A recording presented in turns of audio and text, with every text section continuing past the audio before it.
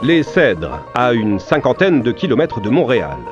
C'est l'une des 82 municipalités qui forment la communauté métropolitaine de Montréal, la CMM. Budget consacré en 2024 au financement du transport en commun de toute la région, 290 000 $. Un montant que le maire a de plus en plus de mal à digérer. Il n'y a aucun autobus qui passe, il n'y a rien qui passe dans la municipalité. Des Cèdres. Les gens ici, quand tu demeures à Les Cèdres, tu te dois d'avoir un véhicule automobile. À 100 km plus à l'est, au pied du Mont-Saint-Hilaire, le village de Saint-Jean-Baptiste. Un peu plus de 3000 âmes, 97% de terres agricoles. Et une mairesse qui remet elle aussi en question sa dernière contribution de 180 000 $. C'est quand même important pour une municipalité qui n'a pas de service de transport en commun. Puis quand nous avons fait des représentations pour voir si on pouvait être desservis, ils nous ont vraiment dit que dans les orientations pour les 10 prochaines années, ils ne font pas de développement de transport en commun. Ces deux municipalités aux frontières de la CMM ne sont pas les seules. En tout, elles sont 9 à payer pour le transport en commun de la région sans en profiter directement. Pour moi, c'est inacceptable, première des choses.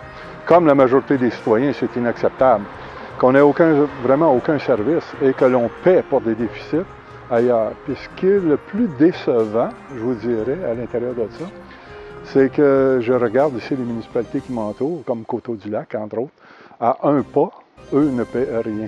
En étant membre de la CMM, elle comble une partie du déficit du transport en commun géré par la RTM, l'autorité régionale de transport métropolitain.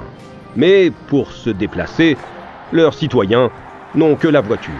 Ils doivent y aller en voiture, mais ils bénéficient du fait qu'il y a moins de congestion, du fait que les autres ont le transport collectif. Alors, donc, maintenant, est-ce que ça aurait pu être fait différemment selon d'autres modalités? On comprend un peu le malaise, mais vous savez, on a ce même malaise-là. On paye tous des impôts, on n'a pas des universités dans chacune de nos villes, on n'a pas des hôpitaux dans chacune de nos villes, donc ça fait partie d'un tout. Mais ce tout, la communauté métropolitaine de Montréal, certains voudraient bien en sortir. Marilyn Nadeau en a parlé à son député. Il m'avait vraiment donné confiance de dire si c'est ça que ta population veut, on va travailler avec toi. C'est sûr que si Saint-Jean-Baptiste fait le premier pas, il y en a d'autres qui vont vouloir le faire. Et là, je pense qu'il va falloir qu'il étudie vraiment l'ensemble du problème directement là, à la RTM et ensuite à la CMM. Parce qu'il y a vraiment une inéquité. Elle demande avant tout à la CMM de revenir sur la décision prise le 30 mai dernier. Imposer l'année prochaine une taxe sur l'immatriculation de 150 $ pour financer le transport en commun. C'est 150 $ par an, mais par véhicule. Donc aujourd'hui, moi je regarde ici à Les Cèdres, qui n'a pas 2 véhicules. La grande majorité des gens ont au moins 2 véhicules. Donc c'est beaucoup de taxes, effectivement, qui sont ajoutées pour payer ce fameux déficit-là.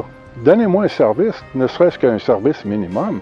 Donnez-moi 2-3 transports le matin, aller-retour, 2-3 transports l'après-midi, à l'heure de pointe, aller-retour. Et sans être en mode développement du réseau, la RTM assure qu'elle pourrait mieux redéployer ses services, avec du transport à la demande, par exemple. C'est des aménagements qu'on va pouvoir voir là, dans les prochaines années. On est en train d'optimiser l'ensemble du transport collectif et c'est des choses qu'on regarde là, de façon générale, de dire comment on peut mieux adapter les services en fonction des territoires desservis.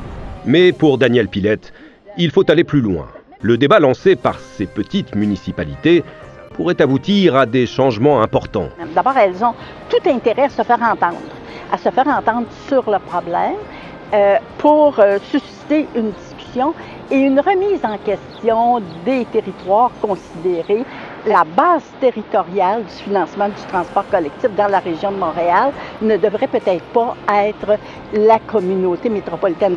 Elle suggère d'élargir le périmètre en incluant des villes comme Saint-Jean-sur-Richelieu ou même Sorel-Tracy. Et la RTM a déjà fait les comptes. Il y a de plus en plus de gens qui voyagent à l'extérieur du périmètre de la CMM, donc qui proviennent de ces municipalités-là qui sont à l'extérieur. Et ça représente l'équivalent d'à peu près 15 millions de dollars annuellement de pertes qu'on anticipe. Parce que ces municipalités ne financent pas le transport en commun, les pertes sont assumées en partie par d'autres villes non desservies.